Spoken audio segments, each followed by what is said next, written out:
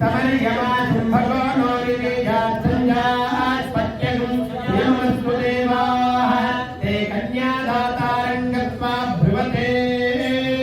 ತಾಂಬೂಲ ತಟ್ಟೆಯನ್ನು ಇಟ್ಕೊಂಡು ಪ್ರಾರ್ಥನೆ ಮಾಡ್ತಾ ಇದ್ದಾರೆ. ಈಗ ಲಗ್ನ ಪತ್ರಿಕೆ ಆಗ್ತಾ ಇದೆ. ಅರವಿಂದ ಗೋವಿಂದ ಗೋವಿಂದ ನರಸಿಂಹ ಬಾಲಾರವಿಂದ ಗೋವಿಂದ ಗೋವಿಂದ. ಅರ್ಘ್ಯ ಕೊಡ್ತಾ ಇದ್ದಾರೆ. ಕಾಲ ಕಾಲಕ್ಕೆ ಮಳೆ ಬೆಳೆ ಆಗಲಿ ಅಂತ ಎಲ್ಲ ಪ್ರಾರ್ಥನೆ ಮಾಡೋದು. ಓಂ ಸಮುದ್ರಂ ಅಪ್ರಹಿಮೋ ವಿಶ್ವಾಯಾರಿಮಪಿ ಗಚ್ಚದ ಅಚ್ಛಿದ್ರ ಪ್ರಜಯಾ ಭೂಯ ತಸ್ಮಾಪದಾಸೆ ವಿಮತ್ತಯಃ ನೃಸಿಂಹ ಬ್ರಹ್ಮಣೇ ನಮಃ. ಅರ್ಘ್ಯಮರ್ಘ್ಯಂ ಸಮರ್ಪಯಾಮಿ. ಆಚಮನೀಯಂ ಸ್ವಾಮಿಗೆ ಆಚಮನ ಮಾಡಿಸ್ತಾ ಇದ್ದಾರೆ. ಓಂ ಋಗ್ವೇದಾಯ ಸ್ವಾಹ, ಓಂ ಸಾಮವೇದಾಯ ಸ್ವಾಹ.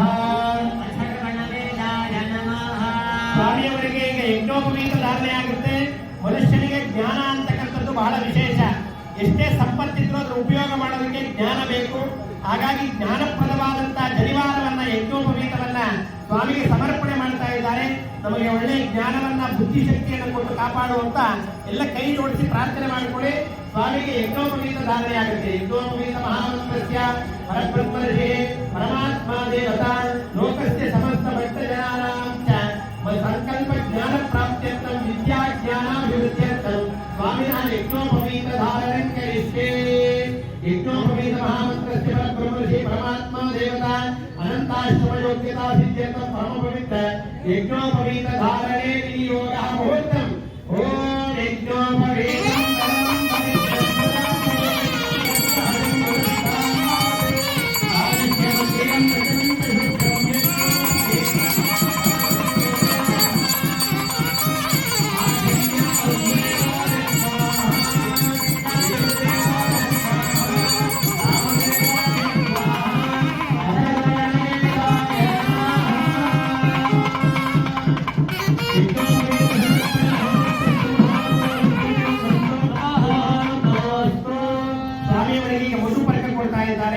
ಹಾಲು ಹಣ್ಣನ್ನು ಕೊಡ್ತಾ ಇದ್ದಾರೆ. ಆರೋಗ್ಯಪ್ರದವಾಗಿರ್ತಕ್ಕಂಥದ್ದು ನಮ್ಮ ಭಾರತ ದೇಶದ ಆಹಾರ ಲೋಕದಲ್ಲಿ ಎಲ್ಲರಿಗೂ ಕೂಡ ಮಾದರಿ ಅಂತ ಹೇಳಿದ್ದಾರೆ.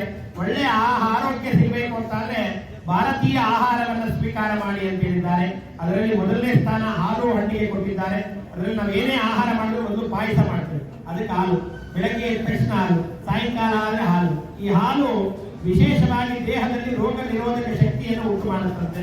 ನಾವೆಲ್ಲ ಬಿಟ್ಬಿಟ್ಟಿದ್ದೇವೆ ಬ್ಲಾಕ್ ಕಾಫಿ, ಗ್ರೀನ್ ಟೀ, ಹಾಲಿಲ್ಲದೆ ಪದಾರ್ಥ. ಅವಾಗೇನಾಗುತ್ತೆ ರೋಗ ಬಾಧೆಗಳು ಉಂಟಾಗುತ್ತೆ. ಹಾಗಾಗಿ ನಮ್ಮ ಭಾರತೀಯ ಸಂಪ್ರದಾಯದಲ್ಲಿ ಏನಿದ್ದಾರೆ ಹಾಲು ಹಣ್ಣು ಇತ್ಯಾದಿಗಳನ್ನು ಸ್ವೀಕಾರ ಮಾಡಿದ್ರೆ ಒಳ್ಳೆ ಆರೋಗ್ಯ ಅಂತ ಹಾಲು ಹಣ್ಣನ್ನು ಪರಮಾತ್ಮರಿಗೆ ಕೊಡ್ತಾ ಇದ್ದೇವೆ. ಎಲ್ಲರೂ ಪ್ರಾರ್ಥನೆ ಮಾಡಿಕೊಳ್ಳಿ. ಮಹಾವಿಷ್ಣು ಧನ್ವಂತರಿ ರೂಪದಲ್ಲಿ ನಮಗೆ ಆರೋಗ್ಯ ಕೊಟ್ಟಿದ್ದಾರಂತೆ. ಧನ್ವಂತರಿ ಮಹಾವಿಷ್ಣು ಅಂತ ಲೋಕದಲ್ಲಿ ನಾವು ನೋಡಿದ್ದೇವೆ. ಅನೇಕ ವಿಧವಾಗಿರ್ತಕ್ಕಂಥ ಆಸ್ಪತ್ರೆಗಳಲ್ಲಿ ಪರಿಹಾರ ಆಗದೇ ಇರತಕ್ಕಂಥ ರೋಗಗಳು ನಮ್ಮ ಔಷಧಿ ಸಸ್ಯಗಳಲ್ಲಿ ಪರಿಹಾರ ಆಗುತ್ತೆ. ಅದಕ್ಕೆ ನಮ್ಮ ಭಾರತೀಯರು ಇವತ್ತೂ ಕೂಡ ಇಷ್ಟು ಆರೋಗ್ಯವಂತರಾಗಿರೋದು ಕಾರಣ ಏನಂದ್ರೆ ಪರಿಸರ. ಹಾಗಾಗಿ ಪರಿಸರದಲ್ಲಿ ಬೆಳೆಯುವಂತಹ ಹಾಲು ಹಣ್ಣನ್ನ, ಹಸುವಿಂದ ಬರುವಂತಹ ಹಾಲು ಯಾವುದೇ ಫ್ಯಾಕ್ಟರಿಯಲ್ಲಿ ಉತ್ಪಾದನೆ ಮಾಡಕ್ಕಾಗಲ್ಲ. ಹಸುಗೆ ಹುಲ್ಲನ್ನು ಕೊಡಬೇಕು, ಹಣ್ಣನ್ನು ಕೊಡಬೇಕು. ಆ ಹಸು ಹಾಲನ್ನು ಕೊಟ್ಟರೆ ಅದು ಪರಮ ಪವಿತ್ರವಾದಂತ ಶ್ರೇಷ್ಠವಾದಂತ ಆರೋಗ್ಯಪ್ರದವಾದಂತಹ ಹಾಲು. ಲೋಕದಲ್ಲಿ ಭೂಮಿಗೆ ಸೂರ್ಯನಿಗೆ ಸಂಬಂಧಿತವಾಗಿ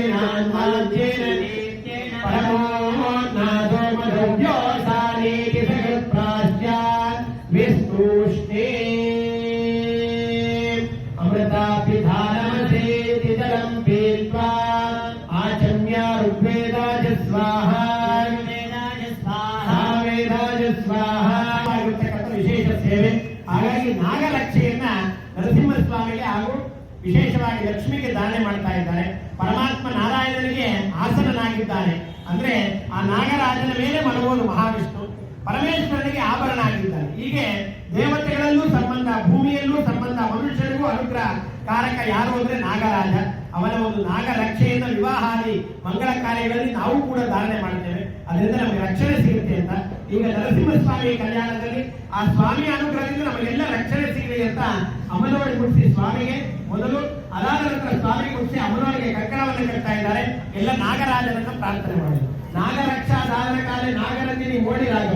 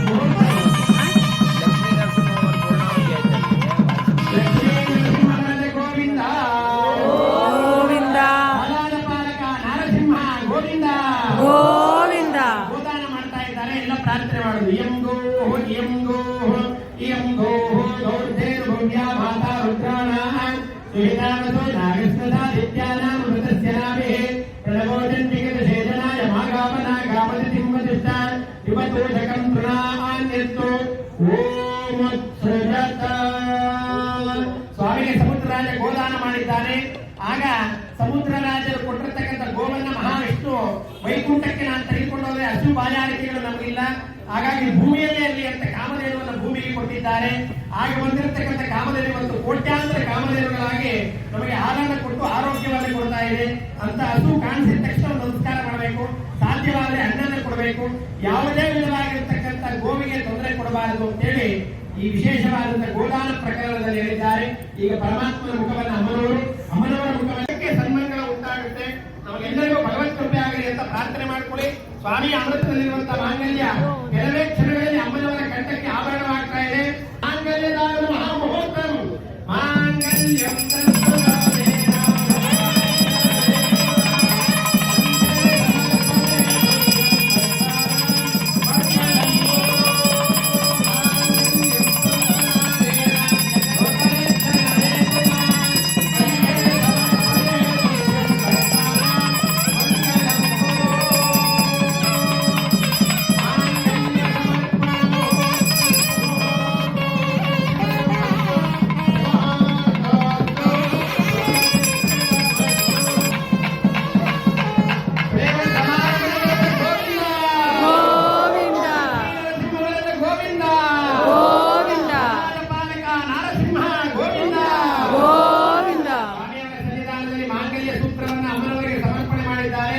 ಈಗ ಅಕ್ಷತಾರೋಪಣ ಕೈಕರ್ಯ ನೆರವೇರುತ್ತೆ.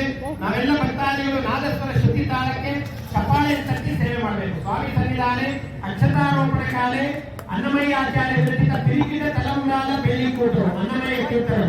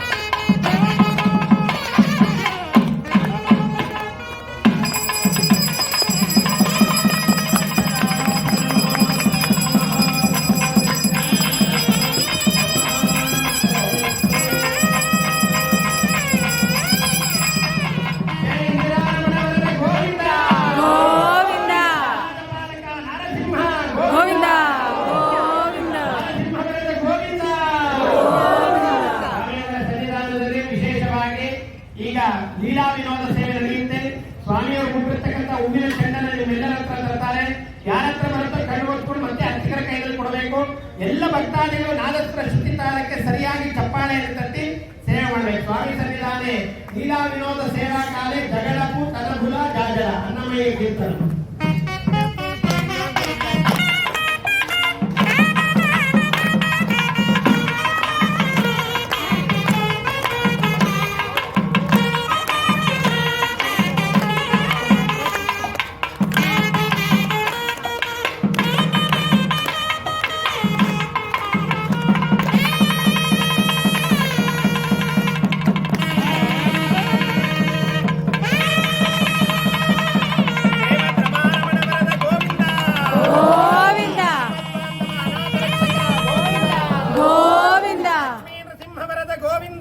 ಗೋವಿಂದ ಪಾಲಕ ನಾರಸಿಂಹ ಗೋವಿಂದ ಗೋವಿಂದ.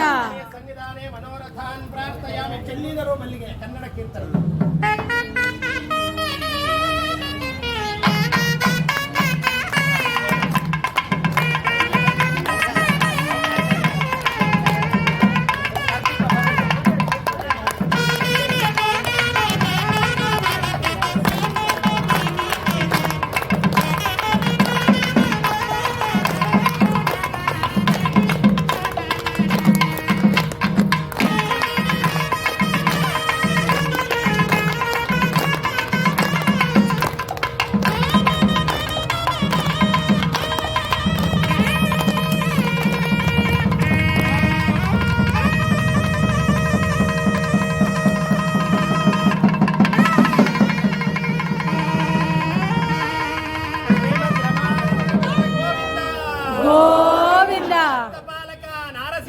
ಗೋವಿಂದ ಗೋವಿಂದ ಪಾಲಕ ನರಸಿಂಹ ವರದ ಗೋವಿಂದ ಗೋವಿಂದ. ಸ್ವಾಮಿಯವರ ಸನ್ನಿಧಾನದಲ್ಲಿ ಮಾಲಾಧಾರಣ ಸೇವೆ ಸಂಪನ್ನವಾಗಿದೆ. ಈಗ ಸ್ವಾಮಿಗೆ ವಸ್ತ್ರವನ್ನು ಕೊಡುವಂತಹ ಸೇವಾ ಕೈಂಕರ್ಯ ನೆರವೇರುತ್ತೆ. ಎಲ್ಲ ಕೈ ಜೋಡಿಸಿ ಪ್ರಾರ್ಥನೆ ಮಾಡಿಕೊಳ್ಳಿ. ಸ್ವಾಮಿಯವರಿಗೆ ಮಹಾಸೇವೆ ಸಂಪನ್ನವಾಗಿದೆ. ವಿಶೇಷವಾಗಿ ಸ್ವಾತಿ ನಕ್ಷತ್ರ ಮಂಗಳವಾರದಂದು ಆ ಭಗವಂತನ ಒಂದು ವಿಶೇಷವಾದಂತಹ ಕುಂಭಾಭಿಷೇಕ ಮಹಾಬ್ರಹ್ಮಕಲಶಾಭಿಷೇಕದೊಂದಿಗೆ ಸ್ವಾಮಿಯ ಮೂಲ ದೇವರಿಗೆ ವಿಶೇಷವಾಗಿ ಕಲ್ಯಾಣ ಕೈಂಕರ್ಯ ನಡೆದು ಇಲ್ಲಿ ಬರುವಂತ ಎಲ್ಲ ಭಕ್ತಾದಿಗಳಿಗೆ ಮನಸ್ಸಿನ ಸಂಕಲ್ಪ ಸಿದ್ಧಿಯಾಗಿದೆ ಅಂತ ಹೇಳಿ ಭಗವಂತನ ಸನ್ನಿಧಾನದಲ್ಲಿ ಸೇವೆಯನ್ನು ಸ್ವಾಮಿಗೆ ಸಮರ್ಪಣೆ ಮಾಡಿದ್ದಾರೆ. ಸ್ವಾಮಿಗೆ ಕೊಡುವಂತ ಉಡುಗೊರೆ ವಸ್ತ್ರ ನಿಮ್ಮ ಮುಂದೆ ಬರುತ್ತೆ. ನಿಮ್ಮ ಮನಸ್ಸಿನಲ್ಲಿ ಏನು ಭಗವಂತನಿಗೆ ಸಮರ್ಪಣೆ ಮಾಡಬೇಕು ಅಂತ ನಿಮ್ಮ ಮನಸ್ಸಲ್ಲಿ ಅನಿಸಿದೆಯೋ ಅದನ್ನ ಸ್ವಾಮಿಗೆ ಸಮರ್ಪಣೆ ಮಾಡಿ. ಕಲಿಯುಗ ಮುಂಚಿನ ಕಾಲದಲ್ಲಿ ಅಂಬರೀಷ ಮಹಾರಾಜ ಅಂತ ಇದ್ದಂತೆ ಅವನು ಸರ್ವವನ್ನೂ ಯಾಗದಲ್ಲಿ ಸಂಪನ್ನ ಮಾಡಿದ್ದಾರಂತೆ. ಸ್ವಲ್ಪನೇ ಸ್ವಲ್ಪ ಹಿಟ್ಟನ್ನು ಇಟ್ಕೊಂಡಿದ್ದಾರಂತೆ ತಾನು ಸ್ವೀಕಾರ ಮಾಡೋದಕ್ಕೆ. ಅವಾಗ ಒಂದು ನಾಯಿ ಬಂದು ಆ ಹಿಟ್ಟನ್ನು ಬೇಕು ಅನ್ನೋದು ರೀತಿಯಲ್ಲಿ ನೋಡ್ತಾ ಇದ್ದಂತೆ. ಆ ಹಿಟ್ಟನ್ನು ಕೊಟ್ಟು ತಾನು ಮಹಾ ತ್ಯಾಗಿಯಾಗಿದ್ದಾರಂತೆ. ಈ ಕಲಿಯುಗದಲ್ಲಿ ಅದರಲ್ಲೂ ಕೂಡ ಈ ಇರುವಂತಹ ಸಮಯದಲ್ಲಿ ದಾನಿಯಾಗು ದರಿದ್ರರಾಗಬೇಡ. ಅಂದ್ರೆ ಇರೋದೆಲ್ಲ ಪರ್ಸಲ್ ಇರೋದೆಲ್ಲ ಕೊಡಬೇಡಿ, ಸ್ವಲ್ಪ ಮಾತ್ರ ಸ್ವಾಮಿ ಕೊಡಿ. ಯಾಕಂದ್ರೆ ನೀವು ವಾಪಸ್ ಮತ್ತೆ ಮಳೆ ಹೋಗ್ಬೇಕಾದ್ರೆ ನಿಮಗೆ ಮಾರ್ಗ ಮಧ್ಯದಲ್ಲಿ ಆ ಹಣವು ಬೇಕಾಗುತ್ತೆ. ಹಾಗಾಗಿ ಸ್ವಲ್ಪ ಭಾಗವನ್ನ ಪರಮಾತ್ಮನಿಗೆ ಸಮರ್ಪಣೆ ಮಾಡಿ ನೀವೆಲ್ಲ ಪುನೀತರಾಗಿ ಇಂಥ ಒಂದು ಮಹತ್ ಕಾರ್ಯ ಮಹತ್ ಸೇವೆಯನ್ನು ನಡೆಯುವಂತಹ ಯೋಗ ಭಾಗ್ಯ ಸ್ಥಳಕ್ಕೆ ಪ್ರಾಪ್ತವಾಗಿದೆ.